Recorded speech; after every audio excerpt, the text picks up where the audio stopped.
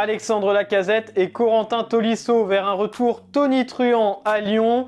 Mauricio Pochettino plus que jamais sur le départ. La folie Youssef Belaïli à Brest ou encore la rumeur Diego Costa à Saint-Etienne.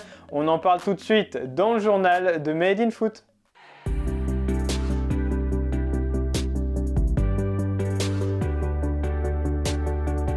Tanguy Ndombele va-t-il montrer le chemin à Alexandre Lacazette et Corentin Tolisso? De retour à Lyon, le milieu de terrain prêté par Tottenham a été officiellement présenté mercredi devant les médias. Et en marge de cette présentation, Jean-Michel Aulas a lâché une bombe sur le mercato. Il va tout tenter pour faire revenir Alexandre Lacazette. On fera tous les efforts possibles. Après, à l'impossible, nul n'est tenu, mais ceci étant, ça fait partie des idées directrices que Bruno a amenées et qui me paraissent tout à fait importantes. Un intérêt confirmé par Vincent Ponceau, le directeur du football à l'OL. Pour rappel, Alexandre Lacazette est en fin de contrat l'été prochain et pourrait donc signer gratuitement au sein de son club formateur. En novembre dernier, dans une interview accordée à Téléfoot, il avait clairement laissé entendre qu'il ne souhaitait pas rester chez les Gunners et il avait également ouvert la porte à un retour à l'OL.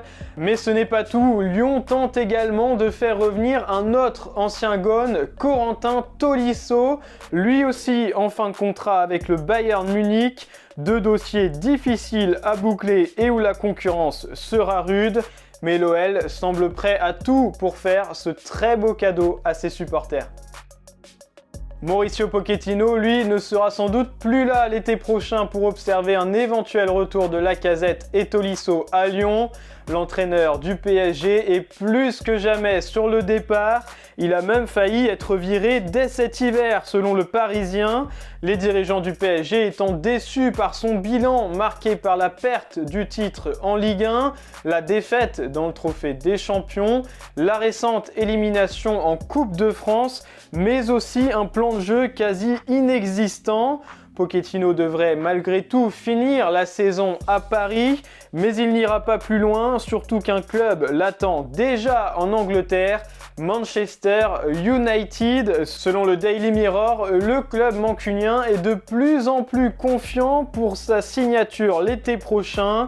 Il est toujours le candidat numéro 1 pour remplacer Ralf Rangnick. Et du côté du PSG, la priorité se nomme toujours Zinedine Zidane.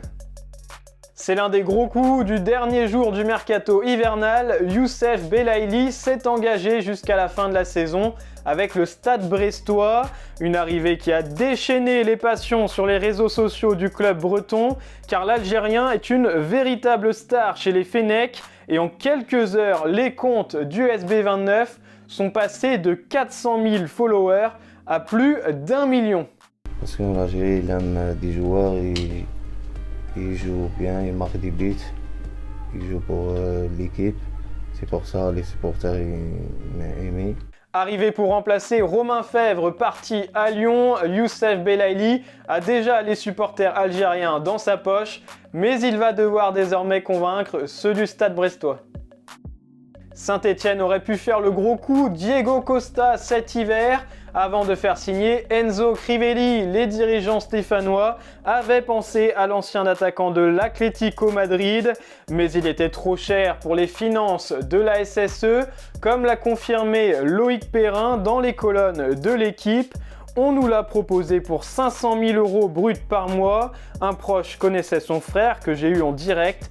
Ce n'étaient pas les vrais chiffres, c'était 2 fois plus et avec une prime de maintien, plus une à la signature de 200 000 €. Comme il avait déjà une offre écrite d'un autre club, on n'est pas allé plus loin. Saint-Etienne devra donc se contenter d'Enzo Crivelli pour aller chercher son maintien en Ligue 1. Pierre-Emerick Aubameyang est officiellement un joueur du Barça, libéré de son contrat avec Arsenal. L'attaquant s'est engagé jusqu'en juin 2025 avec les Blaugrana. Il portera le numéro 25 et a bien été inscrit sur la liste pour la Ligue Europa.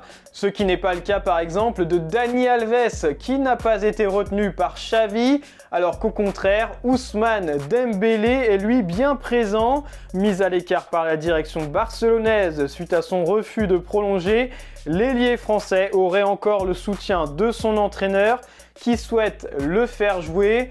Pour rappel, le FC Barcelone affrontera le Napoli en barrage de la Ligue Europa. Et voilà pour les infos foot du jour, merci de nous avoir suivis. N'oubliez pas de vous abonner à notre chaîne YouTube et de liker cette vidéo si elle vous a plu. Et on se retrouve bientôt pour un nouveau journal de Made in Foot.